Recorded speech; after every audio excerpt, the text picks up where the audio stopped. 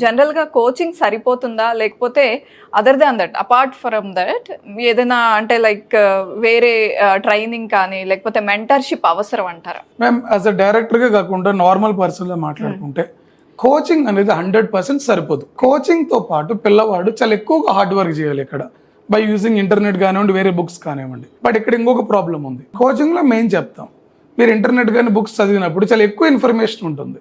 But మన ఎగ్జామ్కి కావాల్సింది ఇంత ఇన్ఫర్మేషన్, టు ద పాయింట్ ఏంటో చదవాలి. Being a fresher, to the point మీకు ఎలా తెలుస్తుంది? అందుకని మెంటర్షిప్ రోల్ చాలా ఉంటుంది. అసలు మెంటర్షిప్ ఎలా ఉండాలి, ఎవరెవరికి అవసరం?